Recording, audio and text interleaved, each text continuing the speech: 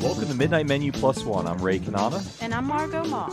We're at Ted's Frost Top in Claiborne and Calhoun in Uptown New Orleans. Once a week, Margot and I meet here at Ted's, and we invite a member of New Orleans restaurant community to join us.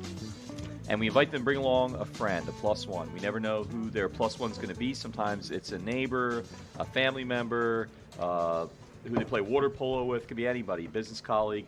In just a few moments, we're going to be talking with our very special guest, and we're very excited to have with us tonight on Midnight Menu Plus One the man who many regard as the modern burger pioneer of the city, the one and only Adam Biederman. But before we do that, just wondering what you did this weekend, Margot. Anything exciting?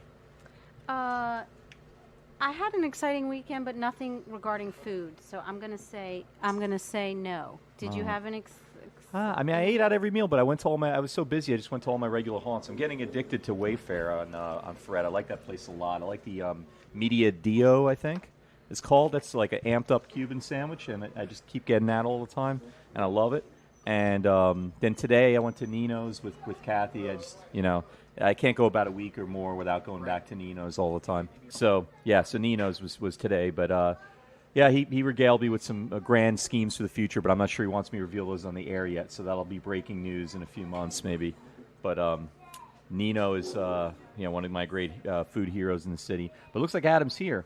Well, our special guest tonight at Midnight Menu Plus One is none other than Adam Biederman of Company Burger. Welcome. So glad you're here. Thank you. So glad to be here. Tell us how Company Burger got started. Company Burger got started. Wow. I'll choose from my list of responses here. Company Burger got started because I wanted to move home to New Orleans, and I wanted a way to get my foot in the door in the city and in my career, my kind of like professional, next step professionally. Well, where were you at the time? I was in Atlanta, Georgia. I worked for a restaurant called Holman and Finch Public House, which is very, very, very popular and very delicious, even more so now than it was when I was there.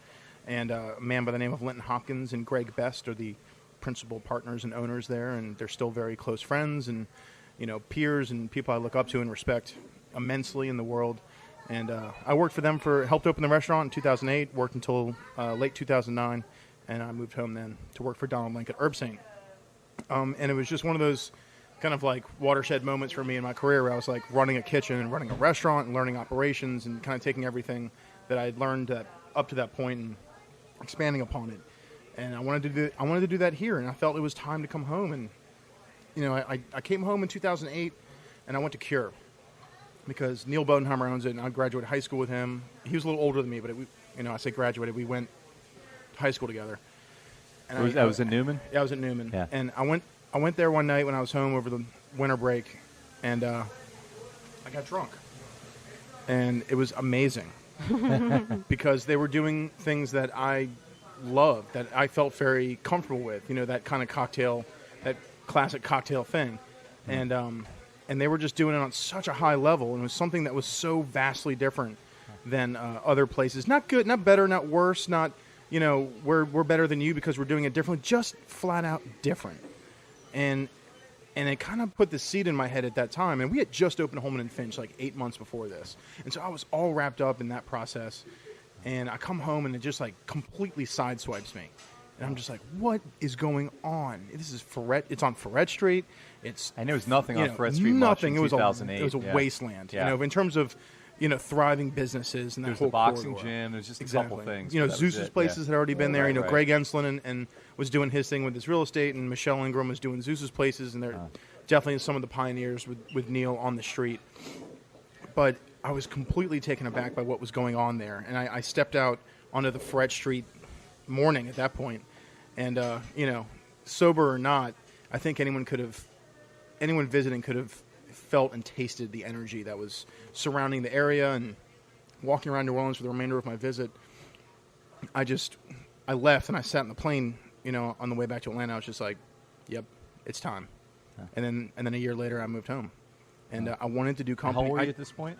I was just turned 29. 29. Yeah, just turned 29. I've been working in the restaurant business since I was 15, professionally on that level since I was 24, 23.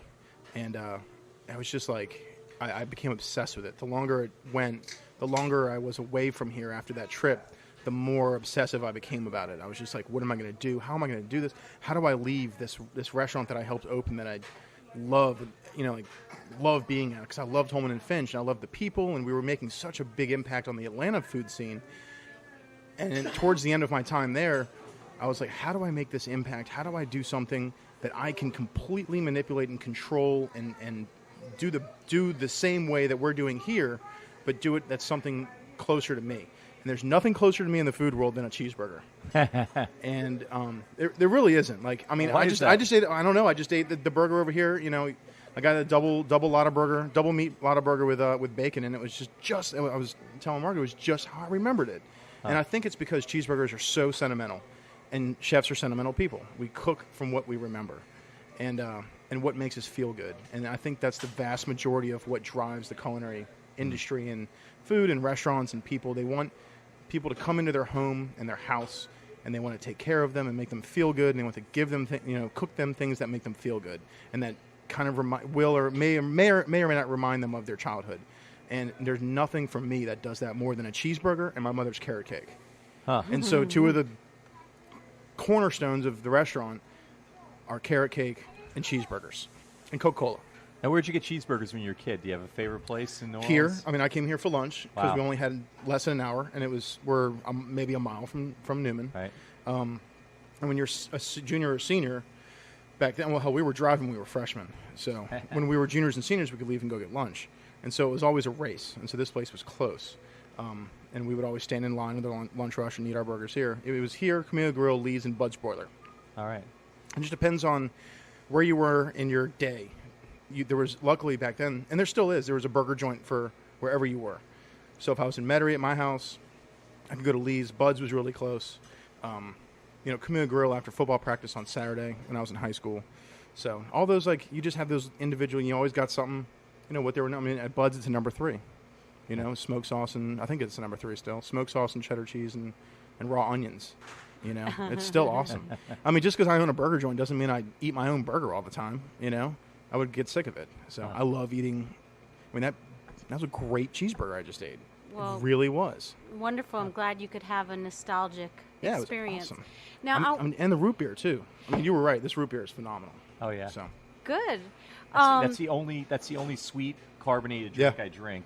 The last 4 years, the only one I've had is Ted's root beer. Well, they're selling it now at Coke. Rouse's in a You told me bottle. this last week, yeah. Yeah, it's I'm gonna get a brewed in six-pack. Ohio, and I tried to make some special Frost Top root beer barbecue sauce for you, but y'all ordered before it was done. Well, next time. But, next time yeah. I'll try it. He'll be hungry again by the end of the interview. Trust me, I've eaten.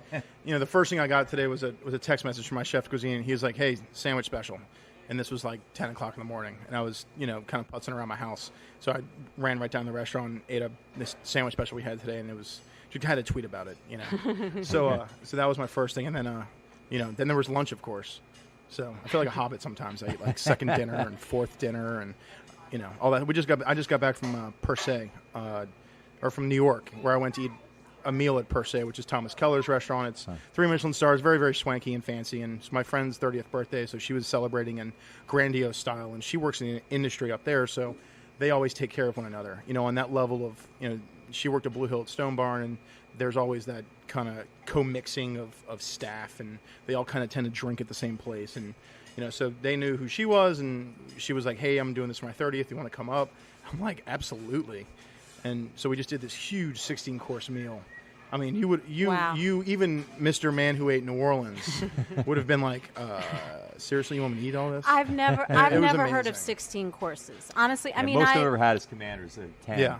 Well, this was one of those things yeah. where you don't really get 16 courses unless they want to do it for you because it takes 5 hours. Wow. And I mean, usually it's like you order 3 things, you pick what you want, and then they send you the total sum is like 8 to 12, I would say. But this was like at the end after the third dessert, I was kind of glazed over, and then they brought out this wooden box, and there was like 48 different kinds of chocolate in it, and she was going over. Of course, the server knew every single chocolate. And she got to one, and I was just like, "Oh, I want that." And she's like, "You can have that." You just tell me. I'm like, seriously? Because I want all of those. She's like, no, you can't have all of them. So I got to pick 3. But it was a lot of fun. And so I don't know where I was going with that. So that was that was just one of many stops in New York. So I kind of feel like this has been a good top. Wait, when was this? This was a couple days ago? This was last week. Last week, okay. Yeah, to the day, a week ago. All right. So now I want to ask you, go back a little bit. You said you'd been working in restaurants since 15. Yes. And why did you originally move to Atlanta? And was food a aspect of it, or was it? My Atlanta story is only a touch embarrassing because I think it's funny. I went to Georgia at a high school, University of Georgia, to attempt to go to college, but I was never set and ready mentally and maturity-wise for college. And so I failed out gloriously in 3 semesters and was academically dismissed, which I didn't really mind, But when you go to Newman and it's a New Orleans thing, you're like, you need to go to college kind of thing. But at that point, I was like, I don't really care. It'll be fine. I'll do something else. And so I went from Athens to Atlanta and started working at a restaurant there. I always knew I was going to cook because that's what I did my whole high school years here. Was no one told me I had to go work, but I just wanted to go work, and I wanted to go. I made sandwiches at Heavenly Ham. I worked at Michael's Mid-City Grill, which isn't here anymore, but was a that was actually where I started having the appreciation for really great cheeseburgers. Was Michael's, if I could pinpoint it, because we didn't go there a lot because it was more of like a restaurant. It wasn't like run in, run out, but they did great food. It was just that penultimate neighborhood restaurant where everything was under $24.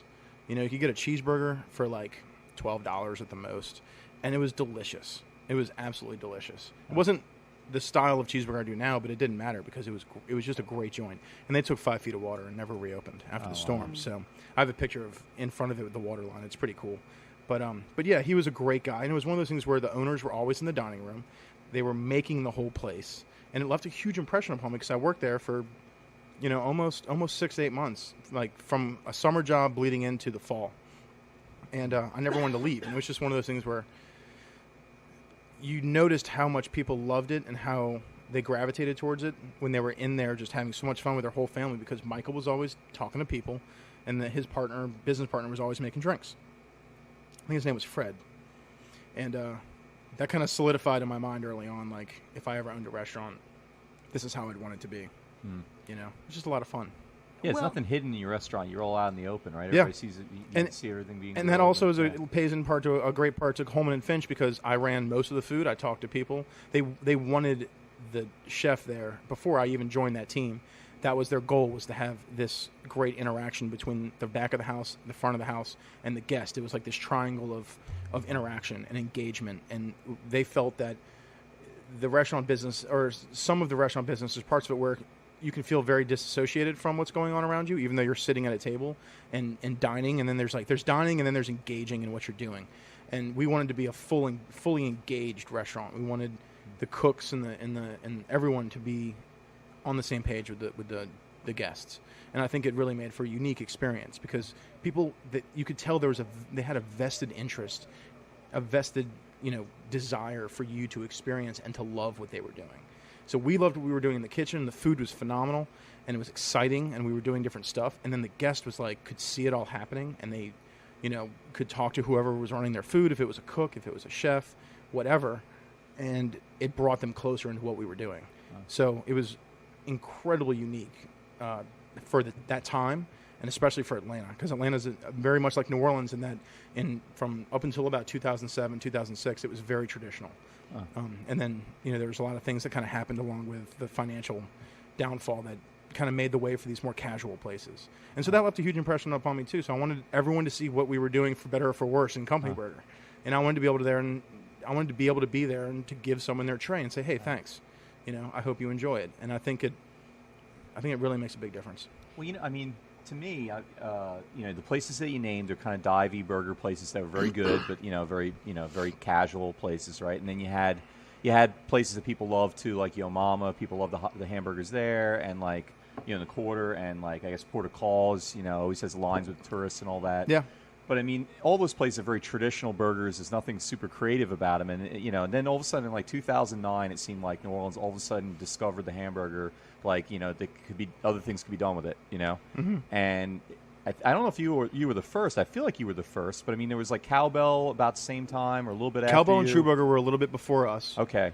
And then Juicy Lucy's. Juicy and Lucy. I remember because I just remember the articles being written about all four of us at the same time. Right. And then we got deemed a trend. Well, is it coincidental you all did this? It was thing at the absolutely same- coincidental. That's just crazy. Yeah. Because traditionally it takes a couple years for what is. I don't really believe in burger trends. I think burgers have always been there because it's America. Right. Burgers aren't a trend in America. Right. We are a cheeseburger in America. That's what we do. Yeah. It's the only truly iconic American food item. Yeah. It's not pizza. It's not fried chicken that was brought from somewhere else and adjusted for American palates. Right.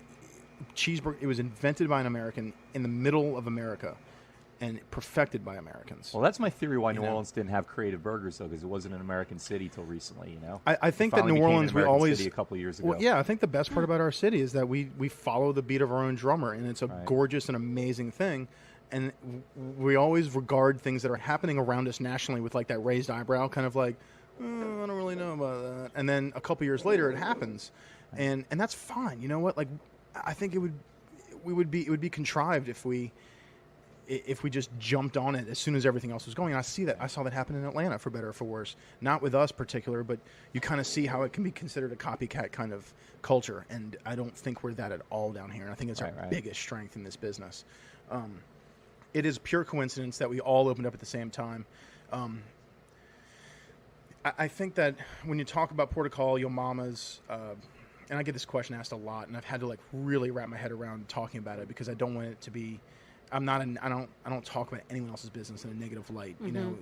Well, it's not even. It's not, I'm not trying to put you in a spot and say like yours is better or whatever. I think it's just a different style. I think it's a New Orleans style cheeseburger. Right, exactly. Those things are very traditional to me, and like you're doing something different. You know why? Because Portugal started serving cheeseburgers, and they made do with what they had. They had a kitchen that didn't have a cheese melter. They had a grill. They had just a mob of hungry, drunk people to feed, and they were like, "Dude, we're gonna make a lot of money doing this, and it's gonna be amazing, and the food's gonna be great." And then it's like, "Oh, this is how we're gonna do it." And just boom, and it's out the door. It wasn't like, I actually kind of envy them because they didn't have to like rack their mind around like the process of making a freaking cheeseburger. Like they don't have to worry about someone coming in there and like hiring a staff and be like, dude, is this guy going to be able to hack it on the griddle? Like what I worry about, they do it, and they made do with what they had. And it's a brilliant thing, and it's known the world over, and people equate it to New Orleans. And it's like any pub is good pub. Any burger is good burger because it's in New Orleans. So let it be what it's going to be. It's just the New Orleans style cheeseburger. I didn't want to do a New Orleans style cheeseburger because I'm not going to throw my hat into that corner or into that mix. I'm just going to do what I do, and what we do is a different thing with just a little bit more, detail and a different eye, different perspective. Well, tell us a little bit about that. Like, what are a couple of things? You have the lamb burger, like you have different kinds of toppings. Like, tell us about some of that.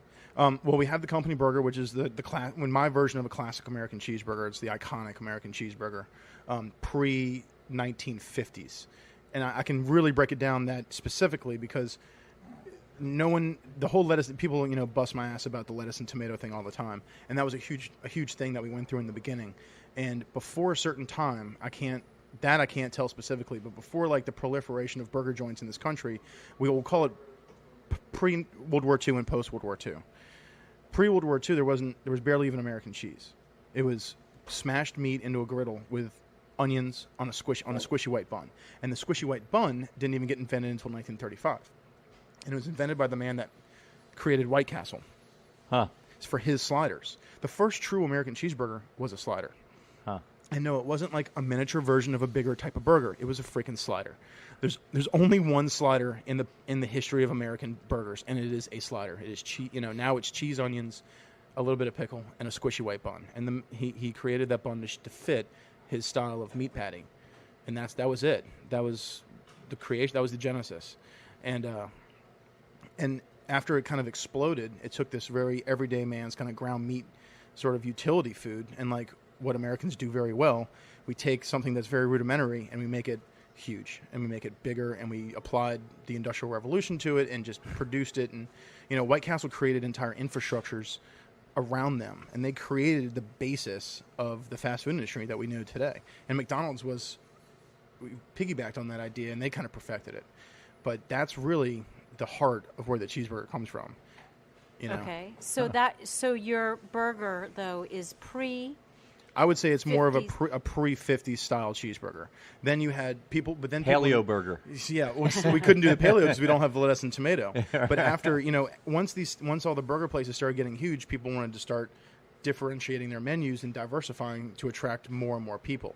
And that's kind of where that spreads from. And we take from that where, yes, we have the company burger. We have the single, which is a touch smaller. It's only one patty. And that burger we use as a base to build on. So like when we do a mushroom Swiss burger, which we'll be doing on Wednesday for Burger Week for Eater Nola Eater, I build it on the single patty because the two patties will overcook by the time you get all the stuff on there, and it's kind of one of those things where the single patty like holds all the toppings better. Then we have the lamb burger, which is something from my childhood. The glaze on it, something my dad used to marinate lamb in before he would so grill good. it. I Yeah. just have to say, Thank you. I didn't grow up That's a eating lamb sleeper. burgers. It's a sleeper. But that is like so divine. Well, It's I just one of those think things. I hate to interrupt this. We'll get back to this in a second, but I think it's time to introduce your Absolutely. mystery guest, your I plus would one. Who I is would he? not want to put him off any longer. And an incredible fan of the lamb burger. Yes. This is one of my best friends, Matt Colasino. He is an electrical engineer by day and a Mad Men welder, fabricator, barbecuer, pit smoking, crazy Lake Viewian nut job. Wow. By night. Don't edit that. Nut job. I just made that up. He's the funny thing is that not only could we create half of an offensive line on our own, we could we also have very similar. Yeah, you guys don't even. I'm fit in actually this, kind of worried booth, about this yeah. booth. I don't know if we should switch the chairs. Yeah. There's a lot of meetings. These There's are like the a- same booths from there's a gross ton. 1957. See, so now I I'm wouldn't worry definitely- about Well, it. this, I- yeah, no, I'm this, not gonna this be held booth has responsible for survived breaking 60 it. years. It can handle it too. I don't know yeah. about that. This booth is pre cheddar cheese, Pre-American cheese, pre-American, nice. pre-American cheese booth. Way to tie in That my is an editor's interesting comments. That is Is that what it no, is? that really is interesting. Oh, wait, so Technically, so, American cheese was a actually, post-World War II This was a invention. drive-in. Yeah. This was a drive-in originally. They didn't have the booth Oh, inside. wow. It burst was my bubble. closed No, there in was in the there was 60s. there was I think. tables and stuff telling and bar everybody that this seating booth up. I predates remember seeing American pictures. cheese. Yeah. American cheese is post World War II, We could've let before that the run. 50s. Yeah, we could have. So, Margot, you ruined let it. could've went And I'm also, sorry. the reason the reason I'm such good friends with Matt is because he knows exactly when to check me and Okay. tell me to shut up. Well, he hasn't It's funny to watch him geek out said on his little anything so hamburger far, thing. so you must. Okay, You're so doing how many all right. things, Yeah. Matt? How many things he said were untrue? Oh, look, I'm You can there's tell. certain things you call First your of boys all, on, and, Matt's a salesman, so you can't trust everything he says. Oh, so he's Some- the bigger liar. Some sayings will be embellished. You just don't know which ones. it's all gonna be good. No, but Matt is we met through a mutual friend, and Can I he tell was- the story? you want to tell the story? Yeah, let me okay, tell you. you This tell the is story. We met. I don't know, Leave what town out was leave that? out the Yeah. Mexican club part. That's exactly. Okay, what leave we're that out. No, town don't was leave this? What anything town was It was this? No, Montgomery. no, It was no, Montgomery, don't leave the Mexican Alabama. club It was part out. it was That's Montgomery, not Alabama. We were in through a mutual friend. We were at a couple's wedding shower in Montgomery, Alabama, and we were the only two that weren't allowed to stay on the grounds. Wait, All the other We couldn't couples- stay at their house. Yeah, we couldn't stay at the house we had this party at because all the couples were like in the house. Y'all didn't you know each other yet, so but we you were didn't both know And we were each si- we're both like single. We were both single. exiled At the time, we were to, both We're both single, and we're in Montgomery, Alabama, and for some reason this was the only Holiday Inn they had. Slash. This was the only Mexican. hotel they had. Yeah. So Motel. It wasn't even a hotel. It was a Mexican motel. what? So in Mexican dance club. the bottom there was a We Mexican get there. nightclub. Yeah, hold on. Wait a second. Wait, Okay, go ahead. Yeah, So that's towards the we end. go- Yeah. So That doesn't make any sense at towards all. the end. Okay. That's Montgomery. Yeah. So we get there. I get there. I roll up. I go straight to the hotel. I've been driving for 5 hours, and you go to the hotel. So I get in. I walk in, and this man is laying on the bed, shirtless, tattooed, and in his underwear. Pantsless. And Pantsless. I walk in. I'm like, "What's up?" It's like, "What's up?" So I went to the bathroom to think about what just happened, and we didn't talk a whole lot, and then I just kind of sat down and we talked a little bit, and then we had to go to this. Did he put his pants on Hell while you no, were? I was exhausted, man. I don't just remember when worked the pants came back I on. just worked like a 10-hour. I had never literally just worked like a half a day at the restaurant, and then just hauled ass to Montgomery. Like in 2.5, I made it from Atlanta in like 3 So you hours. And we had to be at this party in like an part hour. of unwinding is you have to take your pants off. I in front of needed strangers? AC, and I needed complete pantslessness. Okay. Well, Right. that's You're wearing what I pants was now, right, expecting. Adam? I am Okay, definitely good. wearing pants. Now. That's what I was Scared expecting me when I for a walked second, into the okay. hotel room, and I got we didn't get that. I didn't think he'd be there as early as he was. It surprised me. because we had to go because We the had to go shower to was dinner. like at that point. So we get dressed, we go to the shower, we mingle with other people, and then we come back to this hotel, this Holiday Inn. So it's a couple showers. It's fancy, whatever. They're outside. They were a shower. There was Okay, a wait. putting green and like Yeah. Weimaraners, you know, it was like, you know, very Victorian. I felt like I was going to like start debating the causes of the Civil War. But or by that time, something, you had like, your pants on. Pants were Catalina, definitely, yeah. unfortunately, my pants were still on. I wish I could have just taken them off and run around screaming like a madman. But That would have made it a lot more interesting. they would have definitely had something to talk about. So we left that couple shower, and we're in his truck, and I'm thinking, wasn't there a club back at the hotel? Let's go grab a drink. So We needed a drink. We get to the club, to the hotel. That's the bar, that is the club, and it's a Mexican like dance club with like neon lights and Sick house music. I mean, like we're going in. All right. But all the house music, any of the vocals was all in Spanish too. Yeah, so it was it was completely- it was Wait, this is super a legit. Holiday Authentic. Inn It was in super- Montgomery, Alabama. Oh yeah, super yeah. legit. Wow. Yeah. So, and this is the hotel that somebody put us at together, sharing 2 double beds, I guess. And so we get there, and we don't have any cash. Neither of us have a penny to our name, and we have to like charge the $10 fee. They were Whatever. very, very stringent about the cover charge. Yeah, and so we go to the bar, and we didn't make it to the bar, and we're like, dude, we got to go. It was a little intimidating. It was one of those We had to scenes stay like it there, literally you know? felt like that scene in the Western where like in the 50s diner or the Mexican dance club where we walked in and all of the music stopped and everyone turned around like that. And And we're twice We're- the size of any other person yeah. in the whole. mainly because they made a thought we were difference. either going Y'all to raid the ruined the place party. or that we were just going to start breaking bottles. Yeah. You know, like for the first time in my life, I felt like this is definitely not one of the first times, but I definitely knew that this was not the place for us. Huh. A Jew and Italian walk into a Mexican bar. Literally, And walk right out. literally. I've never turned heel and run away so quickly. It was pretty fun. So where'd you go from there? We went to bed. But y'all bonded We had to after avoid. that We had to first- avoid the working girls in the corridor. Yeah. The what? The working women. The ladies of the night at the Mexican bar. at the Mexican bar. Ah. No, that was in the corridors of the hotel. Y'all didn't rock, paper, They were scissors. just Who there. would put They the were sock just- no on one. the door first? No one was going No. to fall on that grenade. Okay. There was no taking it for the team that night. It's not falling on if you. And pay then I got for a it, speeding yeah. ticket the next day, and it was just not a It was a rough trip. man. That was a rough. But that's when where we did met. y'all Now, become did friends? you live in New Orleans? I lived in New Orleans. Yes. Oh, okay. So, cool. I When might I'm- have been in Baton Rouge.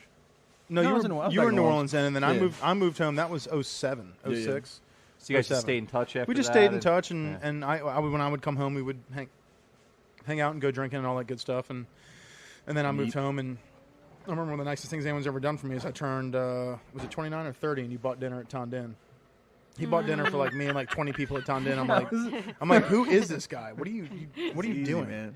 It was a lot of fun. So and then we we're friends and all that good stuff, and the second, but the first big Hogs for the Cause in 2010. Sorry, when they had more than 15 teams, and it was like there was 38 of us, and we were all at the city park, and Right that next was to that dog that was track. before I Dog, even park. all I had about Company Burger was a logo on a jacket. We were Yeah, dude. I didn't even have We we had- weren't Did he do even the in letters build-out. for Company Burger? No, he's Oh. our pit master. Oh. So he not only did this guy step up and say, "Hey, we formed a Let's barbecue do it. team." Yeah, let's we do were it. Team Company Burger because I was like, "What better way to advertise than for a barbecue competition? Even if we don't do well, which of course I would say that on the outside, but on the inside, I was like, we better freaking win, you know." And so we formed Team Company Burger, and it was him and his brother and our friend Mike. We all have nicknames, so it was Landfill Chicken. Lunchbox and Meathead, and that was You were our. Meathead? I'm Meathead, clearly, and your, that was your lunchbox. Lunchbox. Yeah. and, Okay. and that was our team. And we went out there, just some regular guys with a little bit of chef knowledge, and he hand fabricated our pit. Everything we used that day. Pit equipment. So what'd you do with the pit when it was done? We still cook on it. He cooks We on it cooked on probably last- once a month. Yeah, last weekend. Okay, wait. So you made the pit at No, the the metal. site. Sorry, when I say pit, I mean the actual barbecue rig. The Oh, smoker. okay. Oh, The yeah, smoker. okay. So you brought it with you. Yeah. Took it home So after. you It's on an designed axle. We and can welded trailer it wherever we want. fabricated it, Yeah. and you put it on. So is it? I was told not to bring it. Oh, Yeah. The guests wouldn't be able to see it, but we'd love it. Yeah, but that it's like would you can really only turn visually me it's on not to really tell you good. the It's truth. like one of those things. It could go sideways at any moment. It's like 2000. It's like an 1,800-pound piece of water transfer pipe that we acquired from the Corps of Engineers. I.e., it was on the side of the road, and we took it on a trailer. Wait a second. So when that pump fails or whatever, we know. Yeah. No, they ripped it out. No, it had definitely been left for. It had definitely seen better days. It was definitely being rotated out, but it's like it's a quarter-inch thick steel. I mean, it weighs a gross ton. It's ridiculous. And, I kind of have a certain style when I build things. It's not. His chef de cuisine calls it nacho. It's not show quality, and that's really kind of where it totally fits. utilitarian. It's just not show quality. It works and it'll live forever, but it's not. But the design of close it, up. It's completely practical. yeah. It's I mean, if it works well, and Yeah. I mean, is that you're an engineer by and day, so when you look at smokers you can buy, there's reverse flows and different smoke paths. But I kind of made one smoke path with a different thing, and it circulates around the pig. I don't know. It's a long story, but there's two different smoke paths around the pig. This is where it he can cooks geek out. Yeah, we don't have okay, time for this. all But right. no, but it's I all think good. it's That's- interesting. I but mean, That's why I asked him to come tonight, and why we're friends is because when he puts his mind to something in an engineering sense, it comes out in a real world sense. It's practical. It's tangible. He can create that from nothing, and so. Whereas I make poop with yours. Yeah, yours just goes through your body. So, but with chefs, we approach it in a very, kind of same sense. When you look at, on the very, very high levels, people drawing up how they want their food plated, it's an engineering sense. It's a sense of art. It's a sense of form and, where it all fits and what it does. And You've got something inside of yourself that has to come out. Of course. And so his fabrication of the metal and the way he works with his engineering mind is not necessarily the same as how we work as chefs, and certainly not at a burger restaurant. But in my previous life, I did actually use knives and plated things with spoons and saute pans. I did once, I promise. And so you think about when you conceive of a dish, you build it the same way, and then you go and you cook it and you create it out of nothing, create something out of nothing, and you put it on a plate. So our minds are totally different sides of the spectrum, but they work in very similar ways, and that's always kind of fascinated me about him. Like being friends and just kind of talking about it, where I can step into his house, which is his garage, and he can step into mine, and we both have an appreciation for what each of us do, and it's both art. It's a form of art, and I find that to be very inspiring. This could be like a Food Channel episode. You switch places for. It's funny you should say that, Ray. For real? I can't discuss the details, but there's something being pitched to a cooking channel that you guys switching places. No, like not that. switching. No. Sorry, you Oh. were ahead of me, but something about Wow. about cooking with fire. I've learned a new gift I have. Prophecy. But no, I would never. See, I learned numbers very late in the life. lottery tomorrow will be. Yeah, my number ability is only as good as I can see it in practicality. Okay. Which means food cost and invoicing and writing checks and like very basic arithmetic. If I looked at something that he did My on a man daily would basis, shoot my you. head would explode and it'd be real dirty. So when you design these dishes or whatever, I mean, do you diagram it literally, or are you just doing it in your head? I mean, when No, you were I talking think- about what you were saying, is that something that goes on in your head, or is that something on paper too? Well, I think the best way for me to describe it would be more like building a sandwich. So we'll take any sandwich, but sandwiches are discussing the burger's a little different. The Yeah. burger for him has been a religion. I mean, like from the day we met him, we've heard about this burger. in so the many people restaurant. heard about it, have And- never eaten it. It's like no. you don't. See, well, that's the different sides of the brain. Like I've Right. got a whole notebook where I have to have all my stuff written down, and it just lives inside of him. Yeah, like I because gotta write it because down. it's more of an art form and it's more of like a la minute, spontaneous kind of thing. Like, let's just take a simple turkey sandwich for example. Okay. There's things that make sandwiches good. There's very much less things that make sandwiches amazing, but there's a lot of things that make a sandwich suck. And one thing that for me that makes a sandwich suck is when all of the meat is piled in the middle and then the bread wraps around it with all the toppings, and you've got this ball of meat with all the other stuff around it. So one of those things that we were talking about in terms of how he thinks about making everything from the ground up or building something or designing something, you have to have an even distribution of everything. Every layer in the sandwich has to be evenly distributed. All right. so when someone's tasting it, they're not The getting first a bite's clump exactly of, the Yes, last. every bite is the same. That's a Okay. great sandwich. I also refer How do to you do that? So you put in the Well, you toppings just in lay multiple you just gotta lay places? the or- turkey out. You just got to make sure Put that the turkey bun, flat, put like the- with the burger, the bun to meat ratio on a burger, any burger is vital. You can't have like bun overlapping all the burger, and you're getting like you have that one last bite of bun that's got like a little bit of mayo and some lettuce stuck in it, but no meat. Huh. And that's not and then you're just it's sloppy.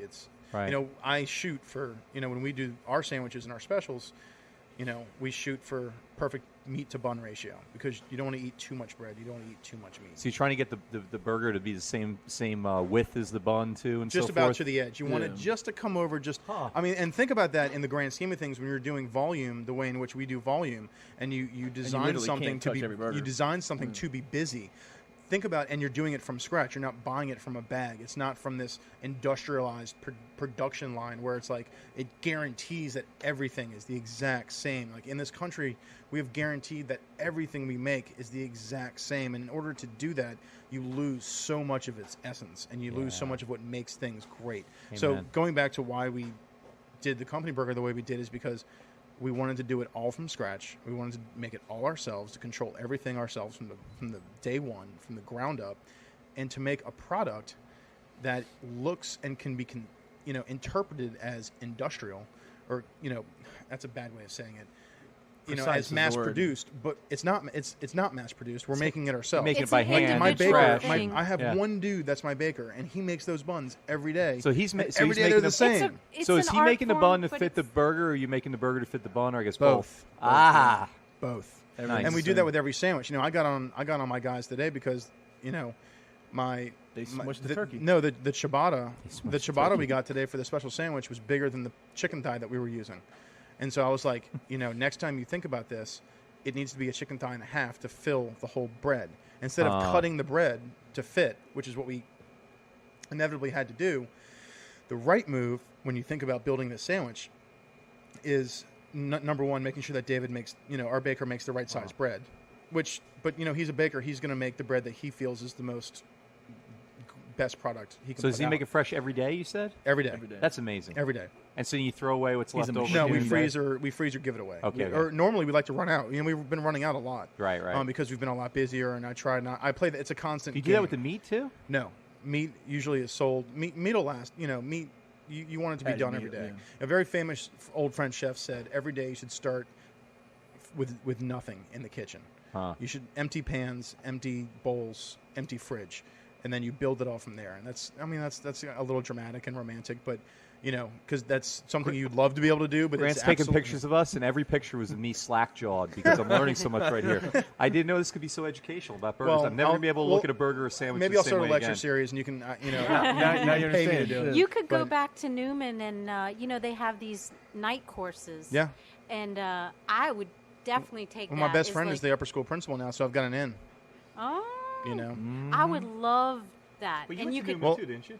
Yes. The thing about me is that I kind of talk off the cuff about it. Like, I don't have a lot of formal education to know where to reference all this. I speak from experience, and I know in my head what I would want if I was, doing something or eating something. So for me, it's more like, what would I want this to be if I was paying money for it?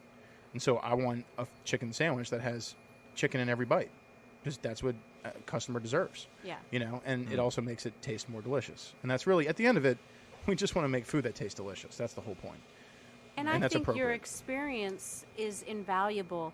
Anybody could go to school, but you have to live something. I believe in working your way up, or having a mentor, apprenticing, or to me, those experiences, learning along the way, is invaluable. And but I also like the fact that I didn't necessarily learn this in a classical sense, but Matt learned it in a classical sense. He went to school for it. Engineering school is no joke. That's some hard stuff. And he has his mind for learning and being able to apply that, but then still being able to apply it on his free time in an artistic sense. And that to me completely scrambles my noodle, because I work strictly off of experience and what, sentimentality and that sort of thing. And he works from this wealth and base of technical knowledge, which I find him, I envy that as well, because I never had the discipline or the maturity to do that and go to college and learn. And I was going to be a history major anyways. I just would have been talking for a living like I do now. It's nothing. Teach somebody else. Well, this might be a good point. I see a book. Of questions. Yes. Yeah. This I think may predate something Adam's funny. birth. I don't feel like I've been funny enough. I've been listening to all your other radio things. I want to be funnier. Okay. Y'all are interesting, though. Yeah, I know. And I like being funny. All right. all right, maybe this is your chance, because this will is be your goofy. chance. People This think is we're so The serious book in the of kitchen, but all we questions. really do is laugh and just tell fart jokes and stuff, like, All and right, like punch each other. Okay, I want you to answer this question no matter what it is with reference to flatulence. Yeah, let's see. Oh, we're gonna do a. Okay, pick a number between 1 and 217. 78. 78. Oh, you looked ahead, didn't Why you? No, I 78? listened. Last week you did the same thing. Why fast? 78? 78 is my high school football number. Oh, all right. You know, it's 77, huh? No, 70. If no, you knew, this is not going to be funny. okay. No, it's If just you knew that Here in it comes. 1 year you would die suddenly, would you change anything about the way you are living or you can now make that living? funny. I would eat a hell of a lot more food. Could mean, you come eat a on. hell of a lot more food? Is that possible? Probably possible. not. Yeah, actually, No. no. Anyway, I would probably be more forthright and open with friends and family. Ah, interesting. So you're not completely forthright and open with friends and family right now. Sometimes it's really important to have people not know what you're thinking, Huh? Why? Wait. I'm No, that's confused. great. Say it. Start. because I don't like explaining myself a lot. I'm very stubborn, and it's from I don't know. Just in my experience, it's like I let the cat out of the bag too early sometimes. But when it comes to like emotional stuff and like being connected and things, I think I can work. I can be better with that with my family and my friends. Because I tend to, as chefs, you tend to like sometimes you get in a habit of shutting people out because you misprioritize stuff. I've misprioritized a lot of stuff in my life in terms of like keeping people at arm's length. Interesting. So you keep people at arm's length in the kitchen. No, not What in the do you do? kitchen. That's Not the in the crazy kitchen. part is that Not in the kitchen. you need those people to be connected to. Like you need in some kitchens, like it just depends on the dynamic and how it works out. Like Well, like you in our genuinely kitchen, care about the people below you. in our you know? kitchen, in our place, for example, like I've never been so invested in the people that work for me's lives. Not that I know everything that's going on in their lives, but I now design my business to increase their survivability in the business. I want them to be with me for a long time because they're great and they've done such a great job executing my vision. I feel like now the whole point of my position of being an operator and owner is to provide for their well-being for 20 years, just like my own well-being. Now, you've we been are open for- interconnected. You've been open for 3 years now. A year and a half. Year and a half. Year and 9 months. Really? Oh my gosh. This- Wow. August. We're yeah. going to get to your question yeah. too, but I just want to ask That's you: really do you interesting. think you come from your family is in a family business, Yeah. right? Your Yeah, of course. background. It's not food, but do you think anything you experienced in your growing up in your family business, now that you have your own place, that you can look back and incorporate that? I mean, positive. I'm not trying to get you I think to. that would be more of like a see how not to do things. Okay. Not that we have a bad business, but being in a family business, it's not- What kind of it's business it's is not that? like what not to do. Jewelry? It's just we own a Jewelry? jewelry store. So I Oh. think now it's better than ever. Like my parents, my dad especially loves going into work more now than ever. But I think it's playing to your strengths. What I would say learning from that experience, having a family business. It's a lot like what we do. I think I have used that and translated it. It's knowing what you do really, really well and exploiting that to its utmost potential. And I think that Company Burger is something that I do very, very well, and I think we exploit it to its fullest potential. And the people that are with us, most importantly, on our team and the guests, they see that and it's palpable, and they feed off of that. And the fact that I haven't had much turnover and everything is a testament to that. So you have people that have been there from the beginning. They're still I there. have 5 people that have been with me since day one, Wow. and that's mind blowing. How many people have you fired? Personally or Yeah. in total, Well, okay, both. like stepping on my office kind of style. Yeah, yeah. Like 2. Two. Okay. But I always say the same thing about the restaurant business. It has a glorious way of telling you that you should not be doing it, All and right. it's usually very immediate. And I usually don't have to say anything. They know, and they Yeah, just it's just how quit. it is. Okay. Okay. Fascinating. What? Matt's question. Yep. Pick a better What- number. My I number was told sucked. there would be no math. No wonder I hated playing football in high school. My number sucked. 177. It's a short one. Hey, why don't you Oh, come on now. You can't even read it out loud, can you? Well, I'm gonna make you read it. I'll read it. All right. How old were you when you first had sexual intercourse? What do you mean? How old was he when? How old is he gonna be? This is a horrible Actually, question. he's got This one is a kid and one on the horrible way. question, So man. he's a so breeder. you had it twice in life. Oh That's yeah, all yeah. we Look, oh man. The crazy thing is you don't even have to have sex anymore to have a kid. Oh, that's true. That's true. Just tell him it was 13. Possibly. story. All right. No, you don't. No one said we're anything gonna about a do it? story. We're They gonna just do said it? give an age. And, Let's unless you spare I the want to know details. Yeah. Spare the Nine- details. I was nine. Margaret wants to hear the story. I was No, 18. it's okay. I was If 18. you, I was at a fraternity rush party. It was Adam, wasn't and it? you were in New Orleans. No, this Boy. is- in Louisiana. I was going at to say Louisiana Tech, because yeah. he's Italian and his dad's very traditional. His dad got him a woman when he graduated high school, but that may be a little not safe for the airwaves. I don't know You know, what's we could have going gone. We could have on. gone real New Orleans with it. Yeah, no. Anyways. Yeah, I was born and raised in New Orleans, but I went to Louisiana Tech. Was as far away as I could get and still keep my tops. It was like this was the first year of tops when I went to college, so everybody was going to college for free in state, and that was as far away as I can get. So I went to Louisiana Tech. But yeah, it was the summer before my freshman year of college at a rush party with the stripper that they hired. That's actually That's a great good. question. That turned out to be a great question. Oh, good question. Oh God. Funny, bro. That's where I went. You know, if you can't make fun of your friends, then who can you make fun of? You know. That's Your question was much better. Can I get another question?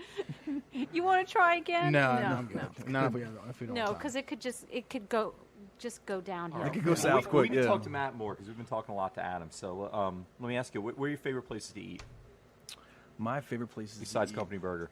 I eat out a lot because just that's my business. I take clients and stuff out to dinner, and I cannot stop going back to Cochon. Oh yeah, I love Cochon. It's just I cook from Donald's book all the time. I mean, like I don't know, that food speaks to me. And my dad, like really, I don't eat it a lot, but I bring people to eat it. My dad used to cook red fish on the half shell like that, and I mean, I've got goosebumps now. I mean, like that's that stuff speaks to me, and it's good. And Donald's food is Donald Steven, fantastic. So, that And we food- can't wait for their new restaurant to open next week with Ryan. Is that next week? That's next week. Oh, with Ryan. Pesh. Yeah. Yeah, Oh, super I heard excited. about that. Yeah. That's Will you exciting. will you mention that? Oh yeah. For- And Ryan's restaurant Pesh. It's on Magazine, huh? Yeah, it's Julia Magazine Street, 800 the old Magazine. coffee company. It's where they embalmed Jefferson Davis. Yeah. And there was a carriage company there. Wait, they embalmed Jefferson Davis in the building? I think it's Jefferson Davis. That would be cool. I know he died in town here. Yeah, I think that's where they. I think that's Yeah. where it was. If I'm not mistaken. Huh? I didn't even know he was embalmed. Well, I mean, he's not laying in state. They buried No, him. no, Yeah, no. yeah. I'm pretty sure they passed. He's not like Lenin. I'm pretty sure I they mean, he's passed not their in a glass phase. I'm box pretty or sure they anything. passed their phase 1 environmental. Yeah, exactly. It's fun. Wow. Well, that's. Speaking of opening new places, now you've been involved. You want to talk about this with the? Peristroika at Pravda. Yeah. Yes, we can. Okay, cool. Just Tell us about with a that. caveat to this whole discussion. Okay. Peristroika at Pravda is amazing, and Pravda is amazing, and all of that. But we will be renovating it June and changing it over to another concept. We wanted to kind of keep the Pravda momentum going because it was a really well-known place, and kind of the same way in which I got my feet wet at Company Burger in this market and professionally. Nick, the principal guy down there, and the head bartender and the owner, we wanted him to kind of like get comfortable being an operator, and that's going from working the line, like being a bartender or being a cook or whatever, and transitioning into that world. Some people can do it. Some people do it quickly. Some people do it doesn't really. You can never really know. It's always best to ease into it, and he's been ready for it for a long time. And So what's your role there? He You mainly needed to consultant prove it or to you himself, part really. owner? I'm technically a consultant. I'm not Okay. there on a day-to-day basis. Fortunately, someone was sent to me who was at Restaurant Eugene in Atlanta, which is also where I was a sous chef at from 06 to 07. So we have he worked for the people I know, and he was in that system, so I'm familiar with how he works. And he's also done some time in some Michelin-starred restaurants. Super talented kid, really young. His name's Ian. And he was sent to me because he wanted to move home, be closer to family. And I was like, "You want to run your own kitchen?" He's like, "Yeah." I'm like, "Well, here's the menu. Let's make it better," because I designed that initially for me to not be there, and I didn't know who was going to be working there. And so working with him, Kinda we fleshed kind it of out together. Yeah, we fleshed Yeah. it out and refined it, and made it a little bit more technically driven, and a little bit more, like I said, refined and detailed, a little bit more So detailed. Does it have a Russian theme or what? It's technically Judeo-Russian comfort food, is what if I had to describe Nice. it. You know, like matzo ball Rolls soup, off something the I tongue. grew up with, and There's nothing else. That does not exist in New Orleans. yeah, I call it really. Juba Q brisket because it's Oh, like yeah, I know that's really inappropriate, but I can say that. I whatever. considered It myself works. a It's Jubu fun. for a little Yeah, while. I mean it's like it's Jewish so it's the food. roasted we do a slow roasted brisket, but we make this like really tangy, like sweet and sour sauce that's glazed. So it's kind of like for me like that. It reminds me of Passover or like Hanukkah or something with my family. And then there's like the matzo ball soup, and there's like these little potato palmini, which are people are just freak out about, and like shaved vegetable salad with like an allspice kind of 5-spice thing. So And it's coming to an end in June. it's coming to So an you end. got to in hurry June. up now. But yeah, you People got to hearing hurry this up. got to hurry up and go eat this now gotta- because it's going to change in June. Go eat there, and then we changed to another restaurant called Cane and Table, which is going to be more of like a proto tiki rum bar kind of thing, and that's going to be really really fun too. So they're both amazing, and I think it's really neat that we get to do this for a little while and people get to experience that, and then we switch to something that's going to be as detailed and thought out, But and completely out of delicious. left field. but completely different, and it's going to be very unique for New Orleans. It'll be the first one of its kind in New Orleans. No one's really done a rum bar, true, like proto tiki. Okay, style but no rum one ever bar.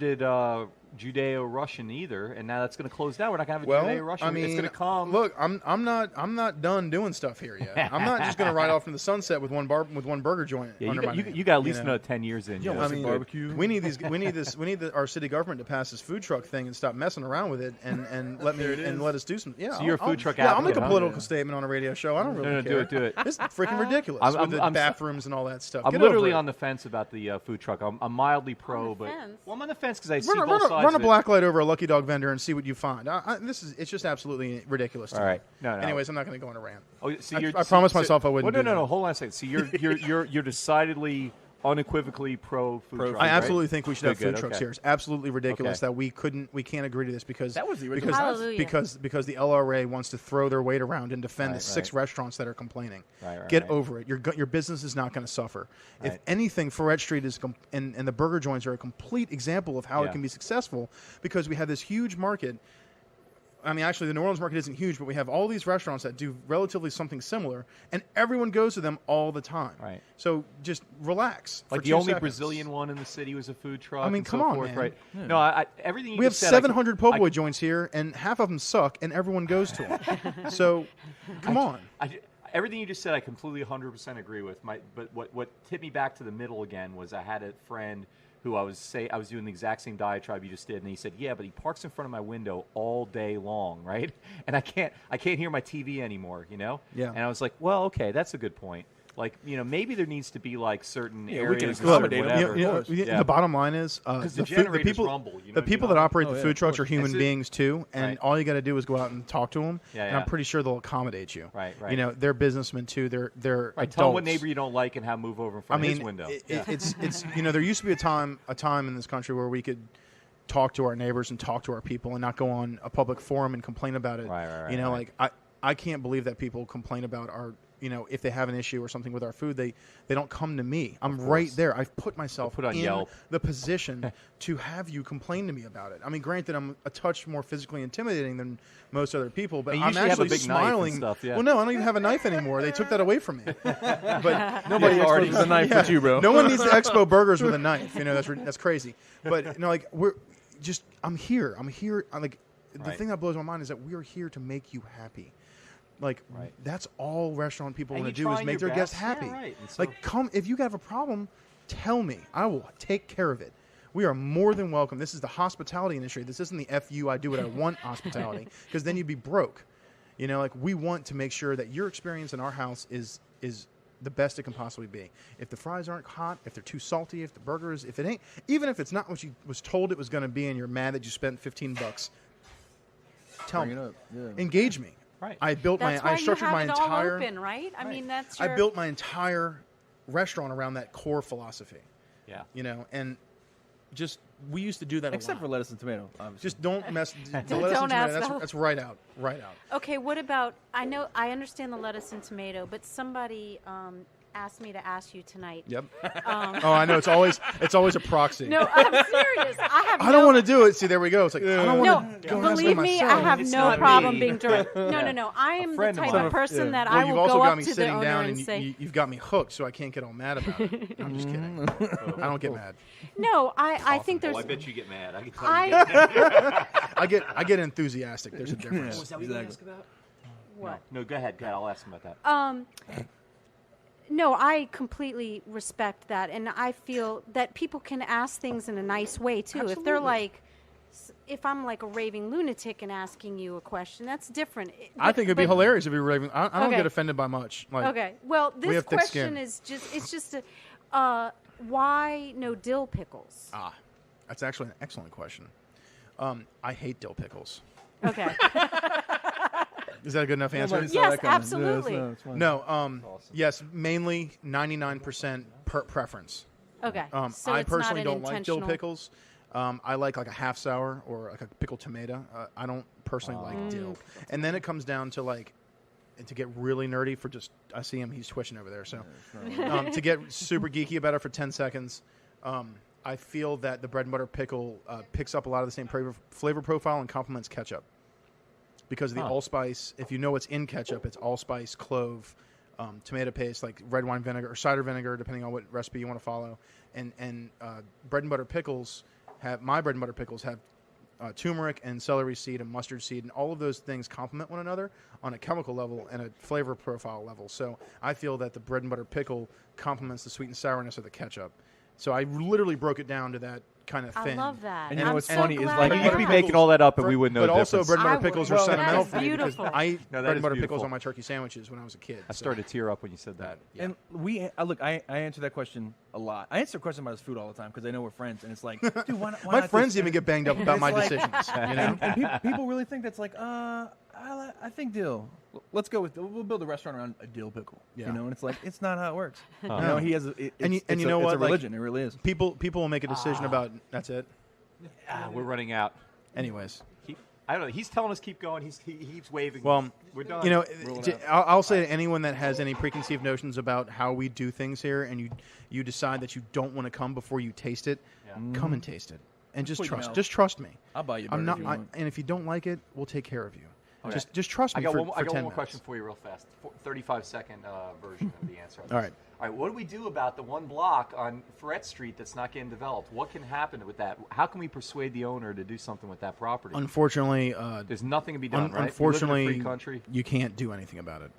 It just irks me so bad. Trust me, we Yeah. need the retail, man. I look know. at it every day of my life. space is You know, like killing it. you're dealing with people. I'm not going to mention names or any of that, but you're dealing with people that are very entrenched in their thing, and they want what they want. And and I'll defend their right to the death to be able to do what they want with their property. But it sucks, and it's counterproductive, and it's blighted. It is blighted. I don't care what anyone in the government says it is. It's a blighted building. It's a blighted building. It's getting worse all the time. But you know the crazy thing is, it was this close to being sold. I heard that. But the demolition committee, the Enlightened Oh, City gee. Council demolition, that's why it didn't sell. turned down the demolition permits on the two houses behind it, so the whole deal fell through. Oh, I did hear about that. Now, one Yeah. of them was going to be a Chinese restaurant or something. Well, like that. I unfortunately, heard it was someone who wanted to put like, I don't know, but it was his right to do that anyways. Yeah. At this point, there's a lot that would be better. But you Yeah. know, I'm on the business association. Anything besides the we chain. hope for the best. We hope that time will kind of take care of itself and things will happen.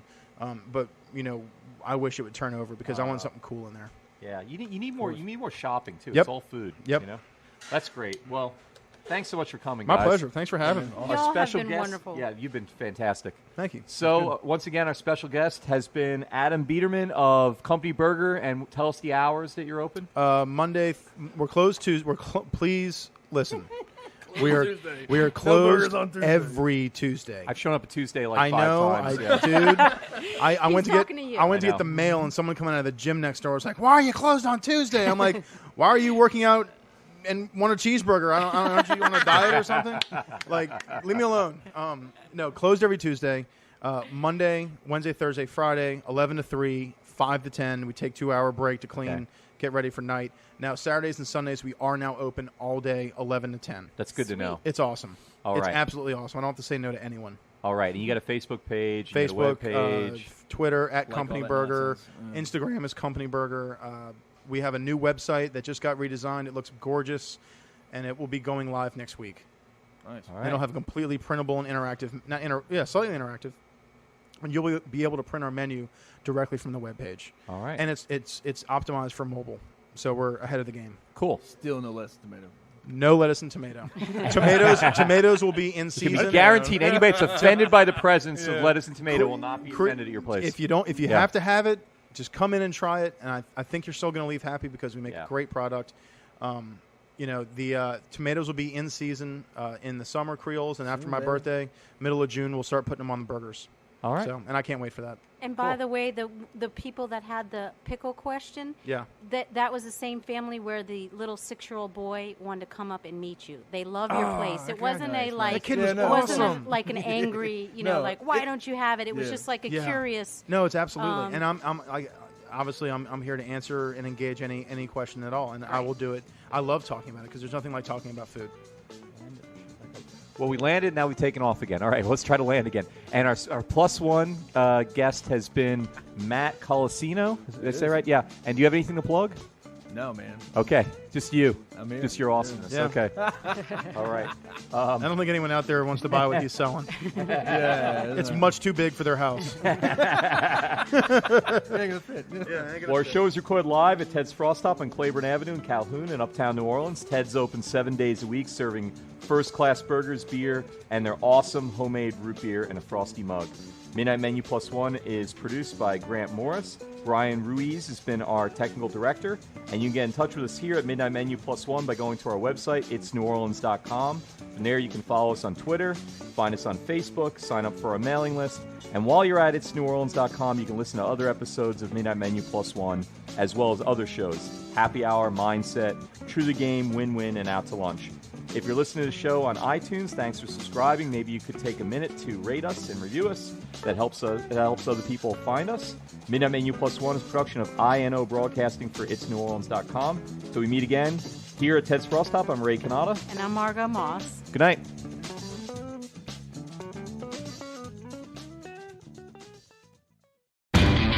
You know Labor Day signals the unofficial end of summer, but not the end of your outdoor projects. Lowe's helps you do it right and helps you save with Labor Day deals throughout the store. Shop now and get 2 bags of Stay Green potting mix for $12. And keep your lawn looking neat and trim with a Craftsman 2-cycle 17-inch gas string trimmer, now $20 off at just $119. Whatever's still on your to-do list this Labor Day, do it right for less. Start with Lowe's. Offers valid through 8/28. Soil offer excludes Alaska and Hawaii. U.S. only.